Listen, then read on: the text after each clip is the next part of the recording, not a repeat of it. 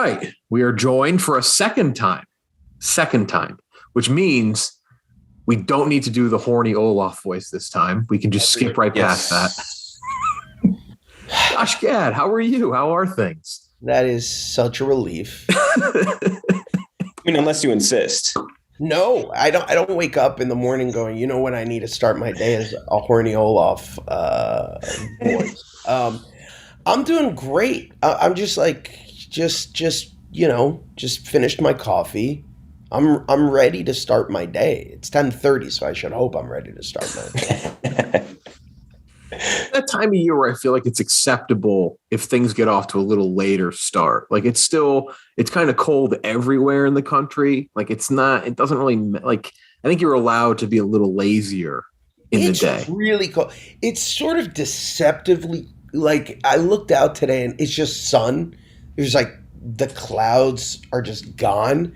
So I'm like, oh, it's going to be a nice day. And I walked out and genuinely frigid. Like I don't, meanwhile, frigid in LA is like 60. So I'm sure I'm not going to get much sympathy, but really cold today.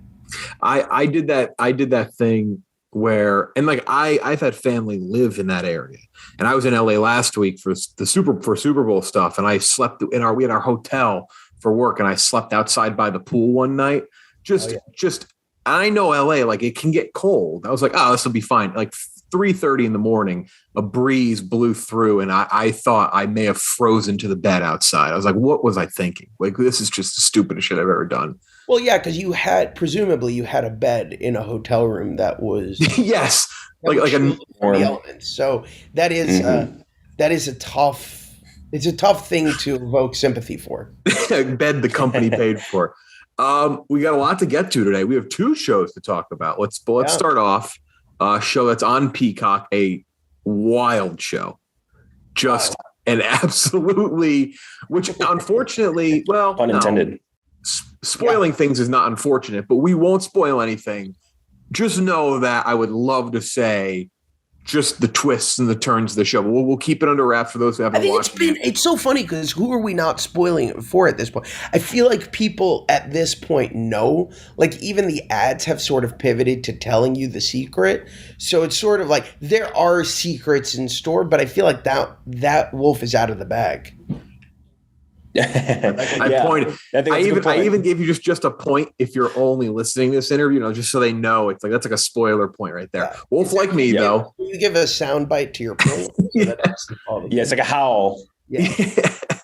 You and Isla Fisher. I'll do the synopsis for those who don't know. Everyone brings their own set of baggage to a new relationship. Wow, what a tagline. Gary and Mary are no different. Gary is an emotional wreck and struggles to provide for his daughter. Since the death of his wife, Mary has a secret she can't bring herself to share with anyone. The universe brought these two together for a reason. They just need to keep following the signs. Ooh, it is on Peacock. All episodes out now, but it is like it's a dramedy, but also like romantic, like weird, like genre bending. It's crazy. So it's crazy. So the director and writer of this, Abe Forsyth, I did another project with called Little Monsters. That was batshit crazy with me and Lupita Nyong'o. And what I love about Abe is he is unafraid to tackle multiple genres and tones in everything that he does. Sort of similar to Taika, who I think like just takes everything and smashes it together in a way that shouldn't work but just does. And in this case, Wolf Like Me is truly a metaphor for love being scary. It's each of us brings baggage into our relationships, and in this case, the baggage comes with some pretty long canine teeth. And there's a real sense of, the universe bringing these two characters together at a time when they need it the most. But it does it in a way that is unexpected and so unique and unlike anything else you'll see on TV. And the one criticism the show has got, which is the criticism you always want to hear, is it's not long enough. It's 6 episodes. You binge the hell out of them. They're each a half hour long. And you're like, what? I need to see more. And I think that that's a credit and a testament to how good the show is. that people are so far losing their minds over the insanity of the story and the plot. Now, we talked the genre bending thing, and I think whenever Kenjack and I talk to someone who's on the more comedic side of things in acting, we always find that they seem to say it's easier when you also have comedy, but then the horror and the drama, where maybe someone who isn't always in comedic roles, it's tougher to turn the comedic side of things. But even for you in this, or Isla Fisher, like, to have so many like different styles and tones, does that become difficult to hone in throughout the process, as opposed to like, oh, I'm just doing a horror, oh, it's just a straight horror comedy? Like, is it tougher when the tones and the vibe kind of, even the trailer, the tones shift around, let alone the series, which again, can't say enough, just craziness. Does it make it difficult? Yeah, for sure. It's a trust exercise, and it all comes down to you being on this journey and on this proverbial trust fall with your scene partners, but also your director. And we were fortunate enough to have a pretty sizable rehearsal period where we could sort of figure out how we were going to make the tone work for us. And in shooting it, it became sort of effortless because we sort of all went into it with the same knowledge and expectations.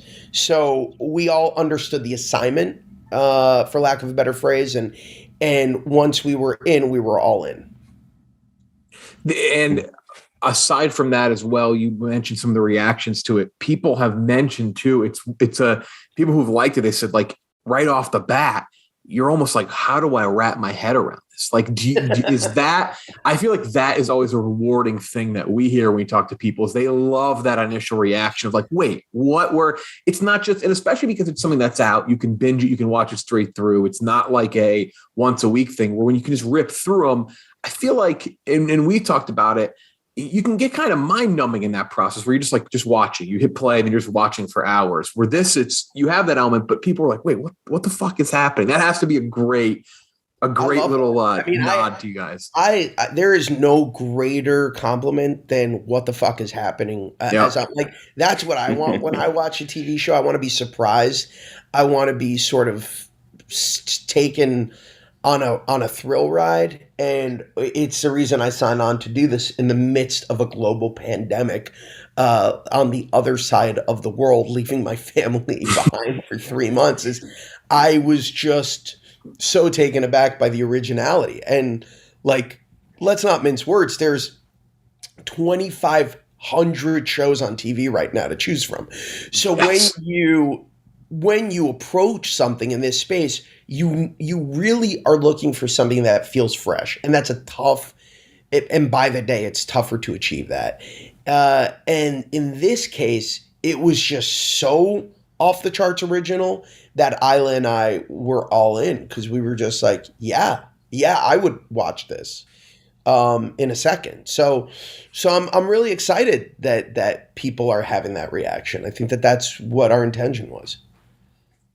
You mentioned Isla Fisher, and she's someone that I know us and our audience have always found hysterical, just a super, super funny actress. How many people, though, do you think in the world actually know that she's Australian? Isn't that funny? I haven't done a head count, so I don't know for sure. There's no like Isla Fisher census that I know of that accounts for that number. But I will say that it is, again, a testament to her skill set that like she is such a chameleon and is able to inhabit, usually comedically, every single character she plays in such a fully embodied way, whether it's Wedding Crashers or something like Wolf Like Me. And in the case of Wolf Like Me, I think what's so spectacular is we've always known Isla to be a comedic superstar, but seeing her tackle drama as well in the case of Wolf Like Me, she does it effortlessly. She's just so good at approaching everything with such nuance, with such skill, and with such brilliance that you can't help but go along for the ride. And in this case, we needed that anchor, and I don't know anyone else who could have played it with the conviction that she does. Has there ever been, actually, just speaking on accents in general, because every time there's like an award show or whatever, you get like there's a million people in the Twitter sphere, Instagram, whatever, that like they'll hear Christian Bale talk and they're like, oh my God, he's not American or something like that. Has there ever been a moment for you as an actor where you didn't even know, because an actor was such a good chameleon, that they weren't like American or British or whatever? I was so fucked up when I heard what's his name? Andrew, I forget the guy's name from Garfield? No. From Walking Dead, the lead guy. Oh, Lincoln. Andrew Lincoln. I had no idea that guy wasn't American. I was so that messed with my head so much when I first heard him speak. And then similarly, again, terrible with names, but the star of Billions and Homeland. Damon, yeah. Oh my gosh. Damian Winters. No, that's his character in Band of Brothers. Such a brilliant actor. Damian Lewis. Damian Lewis. Thank you, Google. And I was again just shocked. I was shocked because those guys have a better, frankly, American dialect than I do. So it's really upsetting to hear that secondary for them. That's usually the case, though, right? Like, it's usually the Americans, the like people from like England, like British people sound better Americans than we do. Usually. Oh yeah, when I was in college, I did a semester abroad in Australia. I went to NIDA, as they call it, the National Institute of Dramatic Arts. It's my Aussie accent, by the way, terrible. And it's pretty good. And they all had perfect American dialects. And then like me and my buddy who were from the States were so fucking bad at doing Aussie. And it was, thankfully, there isn't as much of a need for Aussie accents in film and TV as there is for, I guess, American. So it hasn't come up for me thus far, but it's a testament to their training. They're so good at it. And they can do like regional too. They can do like Southern Cali, East Coast, whatever. Like I can't do like regional Australian accents. Like I don't even know. Like it's crazy. You mentioned though that. Yeah, go on. You mentioned that you guys filmed in Australia, obviously, and I think that if I were to do anything in Australia, I would immediately be like just encapsulated in fear, because I'd be afraid of being attacked by some mysterious death creature that I've never heard of before, that crawls from the depths of hell on that just cursed continent. Is that a fear for you when you do something in Australia? Yeah, it's just weird that like even the animals got the memo that it was a former penal colony. Like it's just so strange to me that everything there wants to harm you, that even like something as cute and small and harmless looking as the duckbill platypus packs of venom in its claws. Like that's just so fucked up. That's just such weirdness on the evolutionary scale. Of like, let's create something that's adorable that everybody should want, except it'll kill you. So yeah, I'm not a fan of the animal kingdom there, and in fact, I like refuse. Every time I've gone there, I'm so scared to go swimming because I know that they have the nets, but I also know that the sharks just like don't care about the nets. So it's just it's scary. And then the snakes and the spiders, it's a lot. Mm-hmm. Yeah, I'm excited now for Baz Luhrmann to ask you to be in Australia too, and now you're going to come full circle and need that Australian accent. Yeah, I love, because the world has been clamoring for. He's got the new trailer for that elf. What is the second chapter of this 4-hour film look like? Yeah, he does have the Elvis trailer coming tomorrow, so maybe he'll be in Elvis too. If Elvis is a hit, he's gonna be like, I gotta do Australia too now. It's an Australia shared universe. Yeah. Yes. Second half of season 2. By the way, again, that's out. Go to Peacock. Wolf Like Me. Absolutely check it out. I think you said it perfectly. There's so much of the same now. It's nice to have something very different off the beaten path.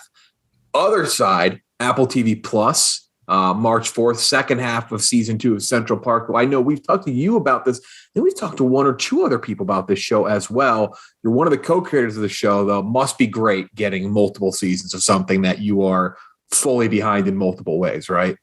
100%. We're actually, as the second part of season 2 is premiering, we're wrapping up season 3, and it's just mind blowing. The things I've seen, the songs I've heard. I am so proud of this show. It's one of those shows that it just gets better and better, and our cast is sick. It's of course Catherine Hahn, who had a breakout year playing Agatha Harkness on WandaVision, and Leslie Odom Jr., who exploded off of Hamilton and is now in Knives Out too. You have Stanley Tucci, who's everywhere. You have Daveed Diggs, who's everywhere. Titus Burgess, who's everywhere. And Emmy Raver Lampman, who joined us from Umbrella Academy. And it's just crazy. It's just, it is so stacked. And I'm so excited for people to hear and see what we've got in store, because the show is just firing on all cylinders now.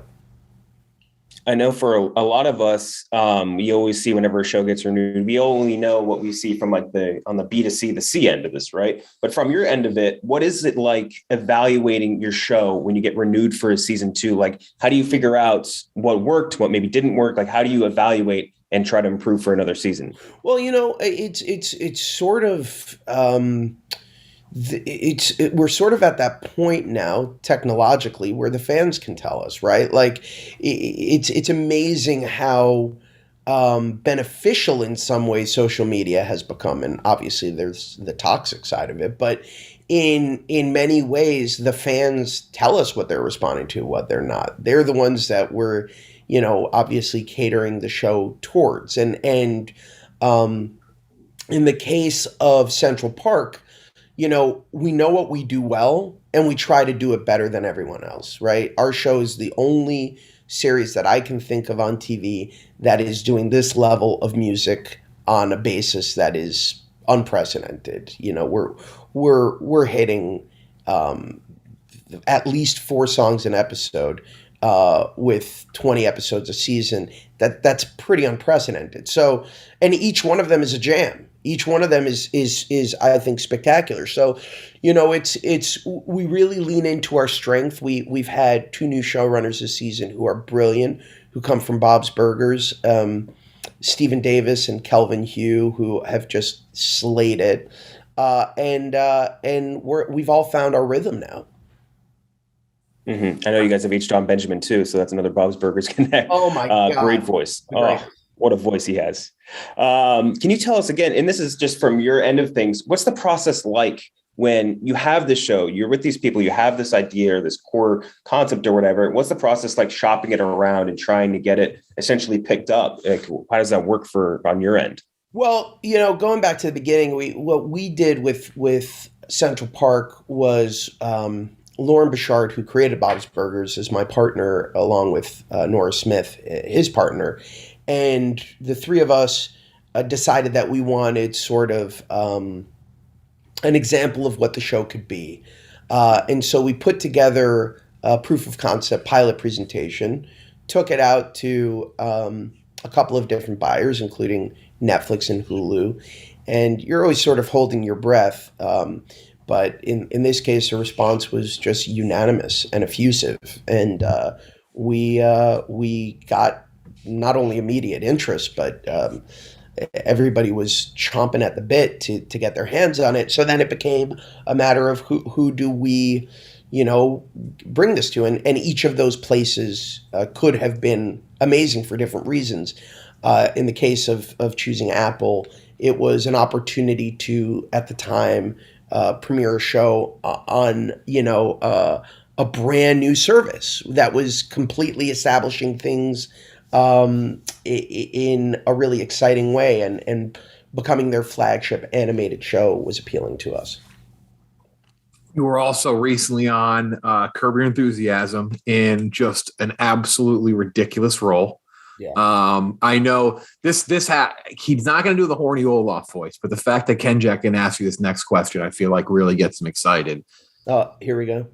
Yeah. Oh, it's a very technical question because I want to know exactly how those nasty, crusty underwear worked. Like, did you get to bring them from home, or did the wardrobe set them up and show you like, hey, this isn't actually like human waste on here. It's just food dye or whatever. How did that crusty underwear work? That's such a fucking loaded question. The thought process of that I could have brought those underwear from home. That like they would have called me and been like, "Hey, do you have any disgusting ratty whities that you can wear?" No, they presented it to me and I dry heaved from what I remember. It was just like, I think it's Larry's Frankenstein monster. It's just like this pair of underwear as only he can imagine it. And then they gave me 3 pairs in my trailer, as if like they were concerned about what might happen to the underwear once they were on me. So it was an odd costume experience. But you know, doing Curb Your Enthusiasm was sort of a bucket list dream, and what was so exciting, and Larry came to me previously with another character that timing wise I couldn't make work. But what I loved about this one was so often the guest stars on Curb end up sort of looking down at Larry and having a cynical approach to Larry. And in this case, my character actually takes advice from Larry, which is so fucking funny and different. And I loved getting to actually play a vulnerable, open character on Curb Your Enthusiasm, because it's just something you don't get to see very often. Oh, that's such a good point. He does, the rare character that takes advice from Larry. Yeah. You know, like who takes advice from Larry David on Curb? Like email advice from Larry David. You guys send him an email. It's so funny. Oh my gosh. So insane. Is there another show, not necessarily Curb, but one that like you'd love to guest star in? I don't know. I mean, it's so funny because like I love what I love from afar, and sometimes it's like when you jump in, it's like it almost breaks the magic. Like I don't necessarily want to see how the sausage. I love watching shit like Yellow Jackets. I don't know that I need to be on Yellow Jackets, and I love watching, you know, something like Game of Thrones. But again, like I would ruin Game of fucking Thrones if I were on it. Yeah, but everyone who's ever guest starred on that show ends up getting roasted. But that's my point. Like there are certain shows that like I just don't know what it does.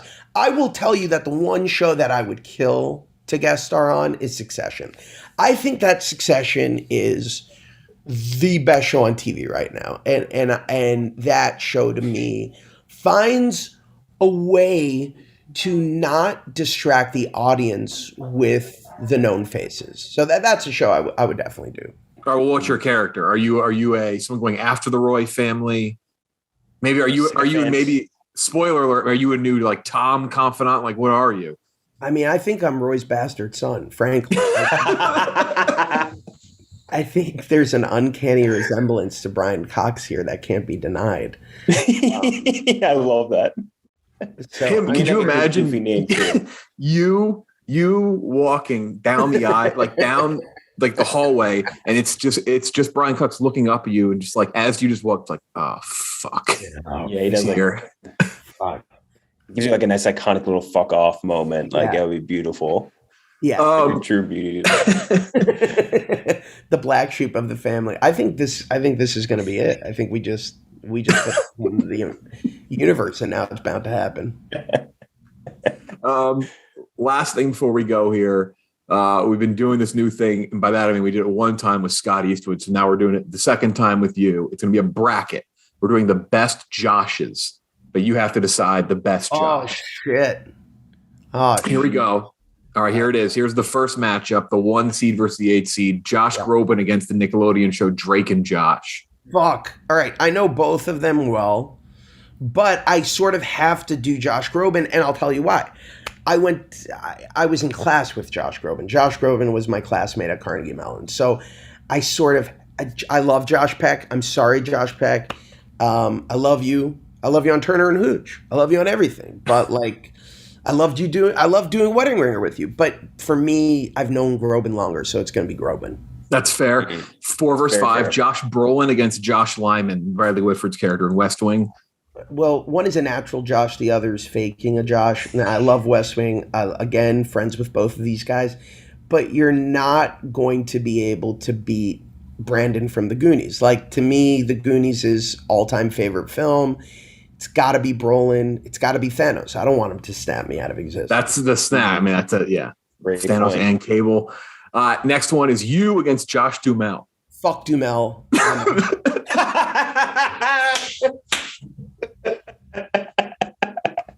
Love that. You're the first person. And again, we've only done this one other time. We had Scott Eastwood go against Scott Conn, and he's like, "Oh, I'll give it to Scott Conn." Right? Come on, dude.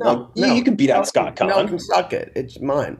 This is a big one. The 2 seed versus 7 seed. Joshua Tree or the album Joshua Tree from U2. Jeez, you know what? There aren't many perfect albums in the history and the pantheon of music. As much as I love the actual trees and the beautiful landscape of the desert, I'm going to go with the U2 album because I will stand by the fact that Joshua Tree is perfection. It is as good as they get. So that's it. Big Final Four then. Groban versus Brolin. You against Joshua Tree, the album. Who comes out on top here? In this case, it's going to have to be Brolin. Again, I give the edge to the Goonies. Love you, Groban. You know, we go way back. You know, we do dinner often. But Brolin is Brolin. Like, there's nothing either of us can do about that. And it's going to be Brolin versus me. As much as I love Joshua Tree, I frankly love myself more. So going to be Brolin versus me. Who comes out on top? Can you beat Josh Brolin? That's where my journey ends. Okay, that's Brolin. Good. It's humbling. Josh Brolin. Your one shining moment. Goonies never say die. Thanos is just stronger than I could ever hope to be. I lose to Josh Brolin every day of the week. That's a humbling one. Beautiful. And before we go, I have to ask you one thing. We got to ask you this one thing because we talked about this last time with you. There's been no update. We've actually had the chance to interview Andrew Rannells since we last talked to you. Oh, Rannells. So no update on any Book of Mormon movie or whatever. I think actually Matt Stone and Trey Parker doing like a live action comedy with Kendrick Lamar now, that sounds incredible. I've read it. It's insane. It's brilliant. It's any role for you in that? We talked about it. I'm not really going to tell you anything about it because I'm not allowed, but it's just, it's insane. I can't wait for people to see it. I can't wait for people to see it. Well, Ben Platt reprised his role in Dear Evan Hansen, and he was older than when he first played the character. What if they come back and they have you reprise your role in Book of Mormon now? You know what they talked about at a certain point? I don't know if I'm like breaking news here. I think you might have told us this. Are you about to say animated? Well, what they talked. So the two of them have been working on deepfake technology for a while now. Like they've sort of like been working on some deepfake entertainment in like crazy comedic, brilliant ways. And they were sort of fucking around, I think, with the idea of deep faking younger Andrew and I. So if there was like that version of it or an animated version, 100%. But otherwise, there's no way that I'm going here. And I can't play 18. I wish I could. But I think I think that would be. If anyone can pull it off, though, it's the two of them. If anyone could pull it off, it's two of them. They could find a comedic. I mean, I guess what you could do is sort of a subversive wink nod. You know, the difference between Dear Evan Hansen and Book of Mormon is so subversive anyway. You could find a comedic way to make it work, but it would just be insane. Like I think you know, and I think to a certain extent, those guys have sort of moved on from Mormon. Like, it's like, I think they're more interested right now, to be fair, in original shit than they are in sort of revisiting. We had talked, and what I was really excited about was we had talked for a while about going back to Broadway and filming it in the way that they did with Hamilton. And it got very close, but sadly it's dead now. So we'll see. Still, anyone can see it. Go see it. Thank you so much. You got to go. This was a blast. Check out Wolf Like Me Peacock, Central Park, second half of season 2, Apple TV Plus, March 4th. A blast. Hope we can talk to you again. You guys too. Always a pleasure. Awesome. Thank you Take so much, care. man. Appreciate it. Bye, guys.